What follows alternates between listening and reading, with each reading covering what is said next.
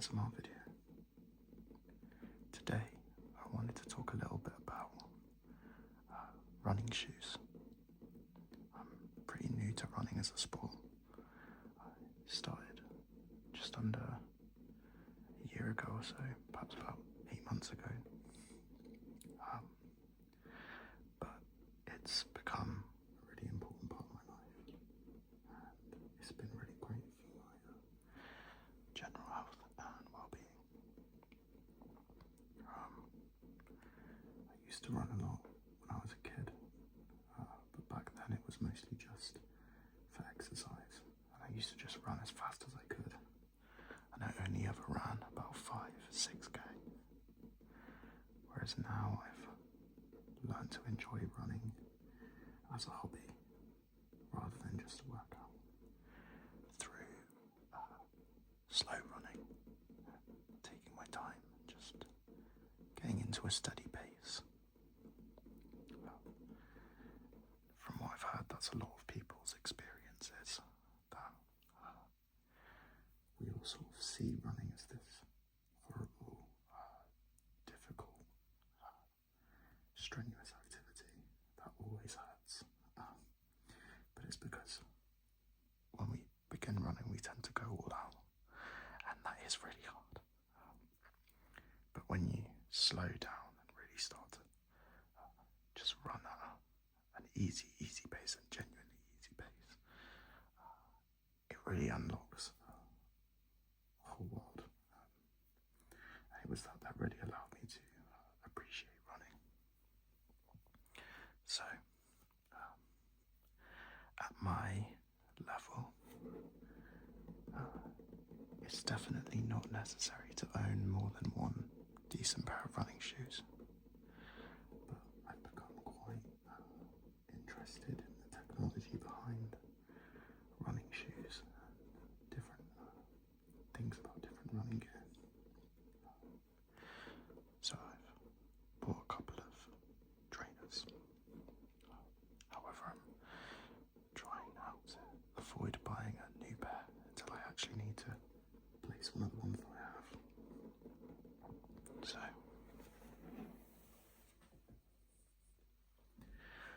I apologise that this shoe is quite dirty. I did take it on a run this morning.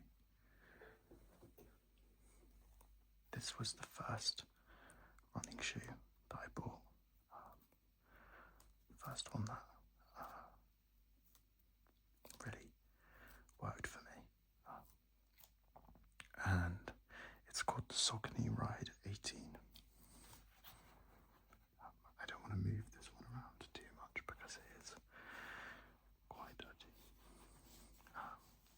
But it was a very lovely green and white colourway, but unfortunately, as you can see, it's not so white anymore. And I have cleaned it a fair few times, but yeah, it's just started to stain the fabric now.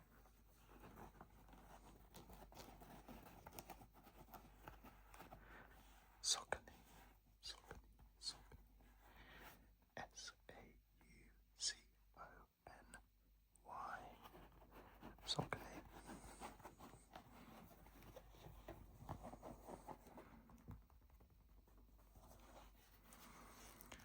So this pair of shoes has quite a firm midsole compared to other running shoes. So a few things about running shoes is they all differ in stack height, and that's how much foam you have under your foot. This shoe has about, I believe, 38mm in the heel, with an 8mm drop, and about 30mm in the front of the shoe. It might be 37 and 29, or it even might be 35 and 27, but it's something along those lines, which nowadays a lot of running shoes have sort of headed towards max stack territory, really gaining a lot of foam underneath the foot compared to older running shoes. this is nowadays considered a bit more of a modest stack height, even though in reality it's still a lot of foam. But stack height doesn't necessarily correlate to the softness of the midsole. So you can have a shoe with a large amount of foam underneath, but still have quite a firm midsole. The softness or firmness of the midsole is entirely dependent on the foam compound that they've decided to use for the shoe. And the foam compound that Saucony use here, they call Power Run Plus. And it is quite a firm material.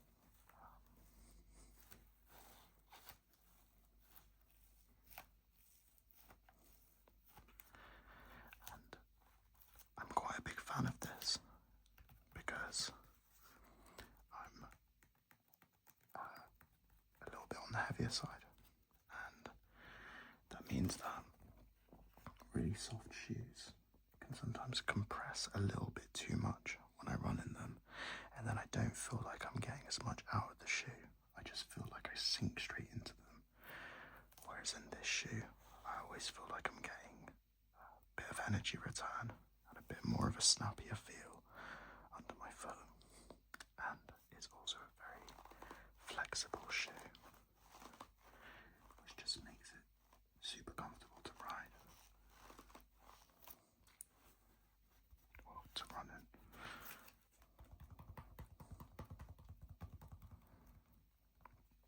I'm going to move on to the next shoe because I'm paranoid about getting dirt everywhere. It's really time to give this shoe another clean. You can see I've accidentally got a little bit of dirt on the table, so let's just wipe that off.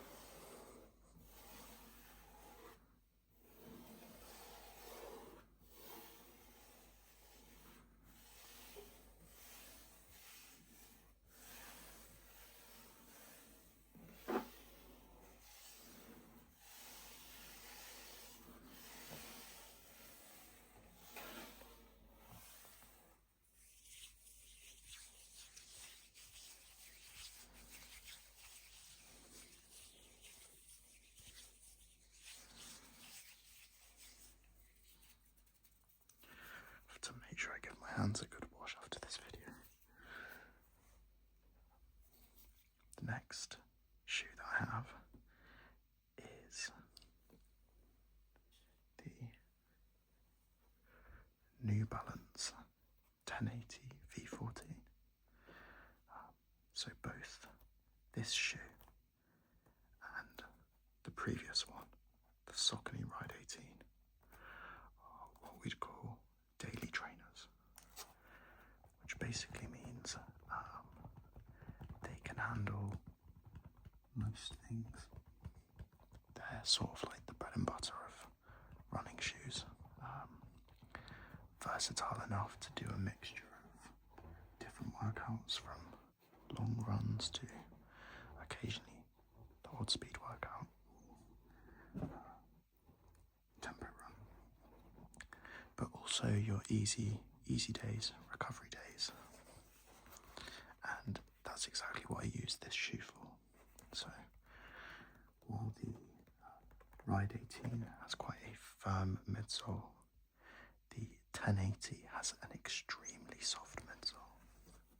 I mean, it is very squishy, and it's hard to tell with shoes unless you have them on your feet, because they always feel much firmer compressing the foam with your hands compared to, of course, standing in the shoe with your whole weight. But yeah, this is one of the softest running shoes on the market.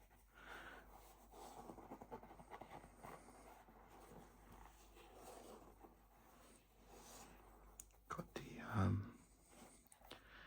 N here for New Balance, and I quite like the design of the midsole,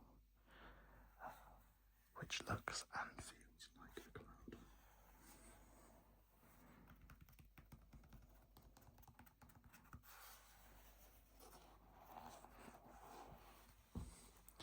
So as I said before, I'm personally not a massive fan of super soft shoes. I prefer shoes that tend to be on the firmer side. Having said that, I do really enjoy this shoe for short, easy runs. So if I'm just going to do like an easy 5k and I don't need to be running super fast, or I'm just, just cruising at a very slow pace, I really enjoy the feel of this under my feet. But on longer runs, I start to feel like I need something with a little bit more energy return, or a little bit more firmness, because I start to just feel like I'm sinking into the midsole.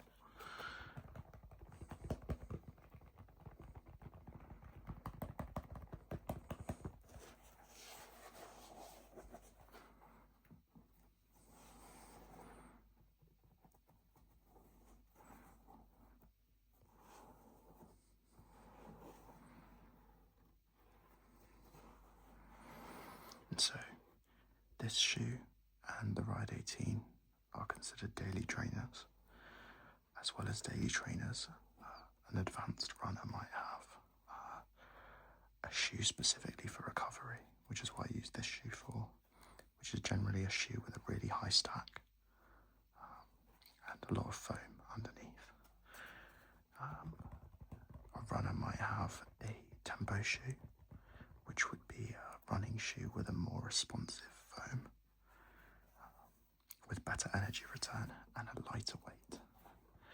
There'd be race shoes, which would be similar to a tempo shoe but to the next level, and they often have a carbon plate in them, which is a plate that runs along the shoe in the middle of the midsole and helps to provide a bit of extra stability, as well as a slightly snappier feel underfoot.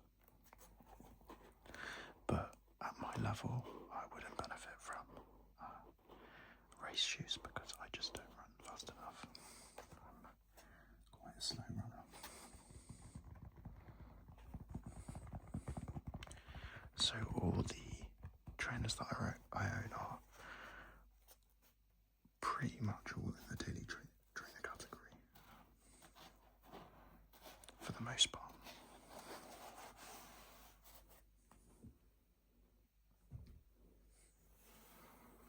The last shoe that I want to show you guys is also considered a daily trainer, but has a slightly more premium build with some slightly more premium foam and a very lightweight construction.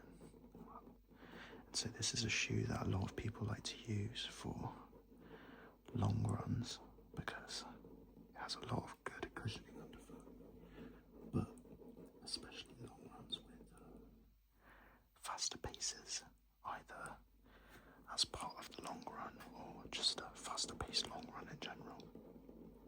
And that is the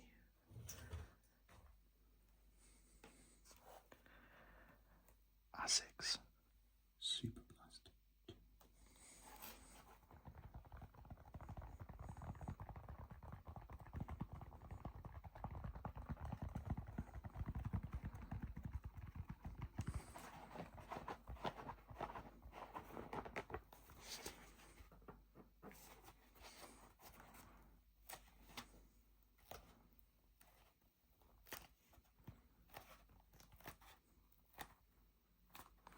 You can see here, Asics have written FF Turbo Plus, which is the name of one of the foams that they've used in the midsole.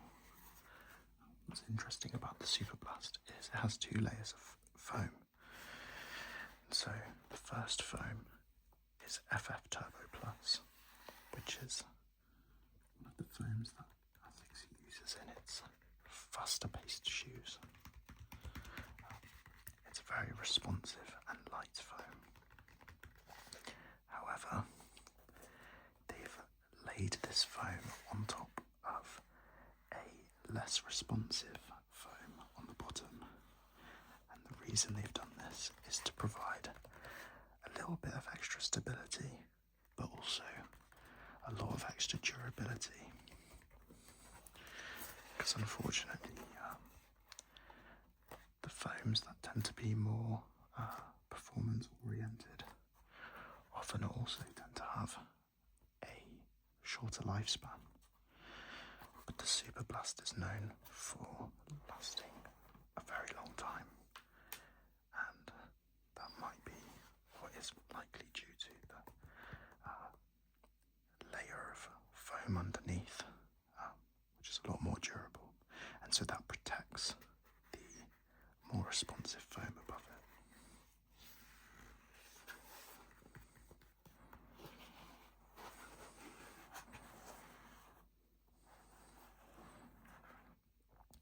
I'm a really big fan of the colour of this shoe. It probably doesn't translate as well on camera, especially in this dark lighting, but it is a really, really gorgeous blue. And compared to the Ride 18 that I showed at the beginning of the video, this shoe is a lot stiffer. It's much less flexible, which helps it to be a little bit springier at the toe-off part of your stride.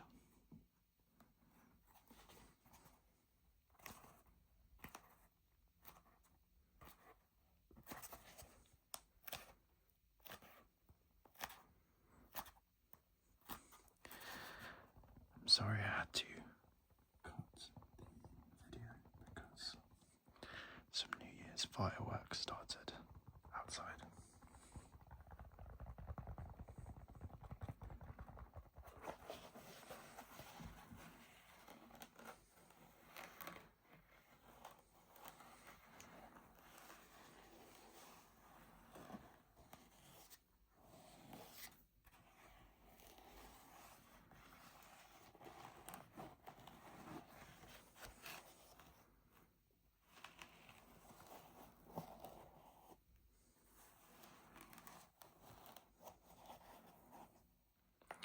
And you can see here on the shoe that I've tied what is called a runner's loop. That's because I have a really high instep on my foot, so the volume of my feet are really, it's really big. They're really tall, basically. That means that shoes can sometimes feel a little bit tight on me, and so what I do is I keep the top part of the shoe completely loose. I mean, I pull it a little bit just to secure the laces, but they're basically as loose as they can be while still being secure. And to make sure that my foot gets properly locked in, I tie what's called a runner's loop, or I use a method we call heel lock lacing sometimes. And it's a special way of tying your laces that forms a much firmer, secure hold right here around your ankle. And I can show you how we do that.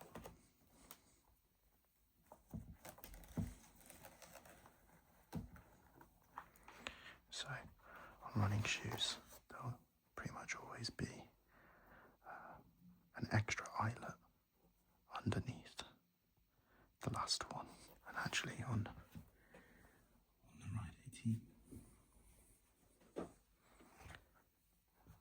there's 3 here compared to the normal 2. They've got some extra ones. I don't think I'm even using this one. I just go straight to these 2. But there is an extra one at the front here that isn't usually on other shoes.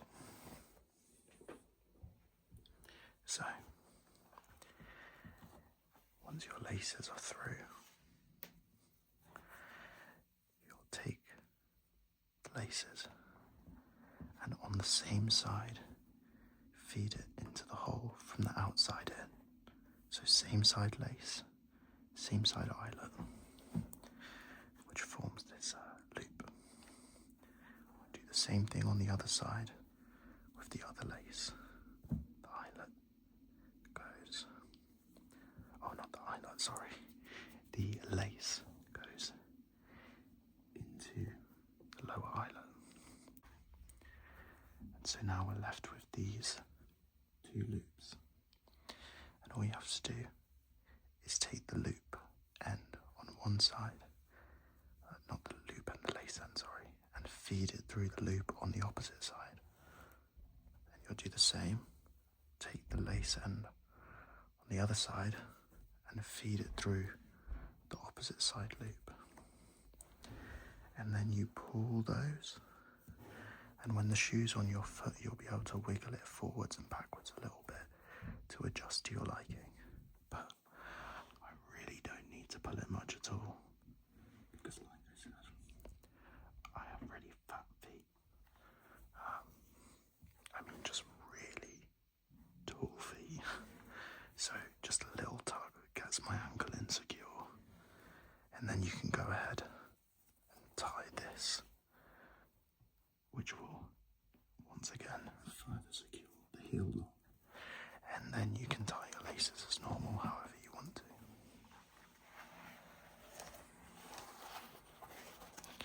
This has been really useful for me because I've noticed sometimes if my shoes are too tight, I can actually get pain on the lower outer side of my foot. And tying my laces, tying my laces a little bit more loosely, just locking in my heel and allowing the front of my foot to have a little bit more room has really helped to reduce pain on the outside lower part of my foot.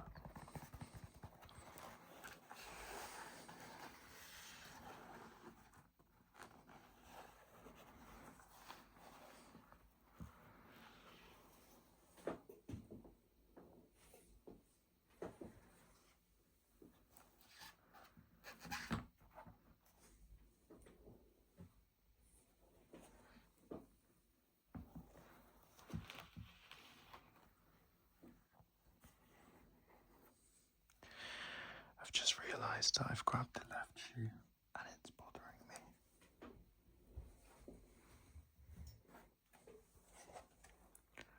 That's better. So I hope you guys enjoyed this video. Looking to create more ASMR videos that are centered around things that I find interesting. So I think there'll be quite a lot of running shoe and just running related content, but also other things, perhaps games, things like that, as well as some general ASMR videos. But I hope you've all enjoyed the video, and I look forward to creating some more. I hope you've been able to relax and if you're going to sleep, I hope you have a great night's sleep. And if you're also someone who enjoys running, I wish you the best on your running journey.